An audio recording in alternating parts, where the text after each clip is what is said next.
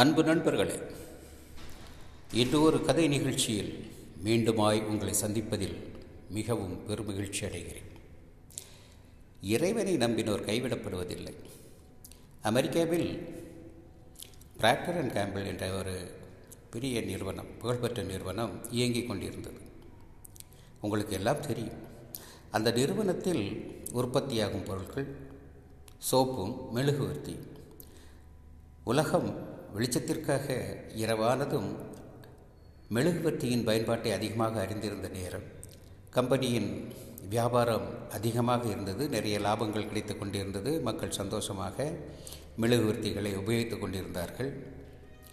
அந்த நேரத்தில் தான் எடிசன் மின்சார பல்புகளை கண்டுபிடித்து புழக்கத்திற்கு அது வந்துவிட்டது.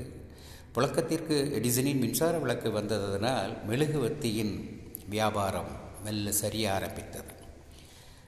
போக போக போக மெழுகுவர்த்தியின் வியாபாரம் சரிந்ததால் பிராக்டர் அண்ட் கேம்பிள் கம்பெனி திணறிக் கொண்டிருந்தது. நிதி நெருக்கடியில் ஆழ்ந்து போயிருந்தது.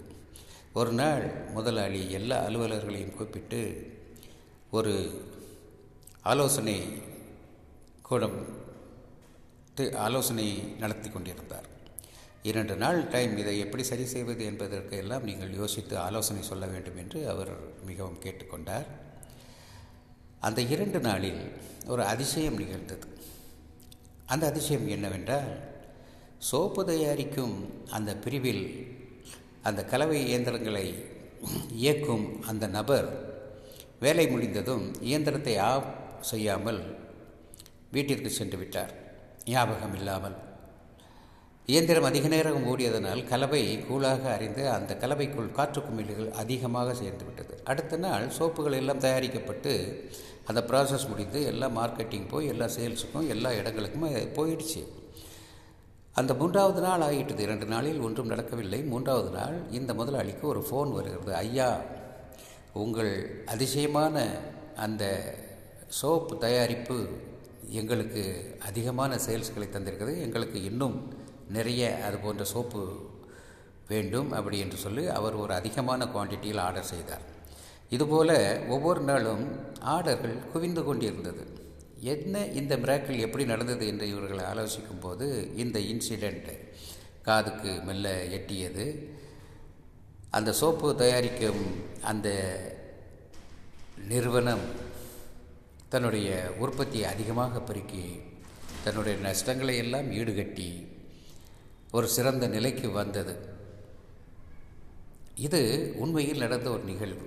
எனவே இறைவனை நம்பினவர்கள் கைவிடப்பட மாட்டார்கள். அந்த ஆலையின் முதலாளி அதிகமான இறைபக்தி உள்ளவர், அனுதினமும் இறைவனை வேண்டுபவர்.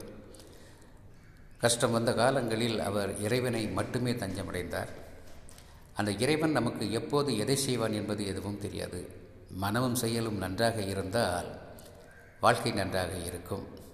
ஆகவே இறைபக்தி நம்பினவர்களை கைவிடுவதில்லை. கஷ்டங்கள் சில நேரங்களில் வந்தாலும் நாம் கண்கலங்கி நின்று கொண்டிருப்பது தேவையில்லாத மன கஷ்டங்களை தரும். இறையை நம்புங்கள், வாழ்க்கையை அனுபவியுங்கள். இந்த கதையுடன் மீண்டும் நாளை உங்களை சந்திக்கிறேன். அன்புடன் விடைபெறுவது நெல்லை தில்லை.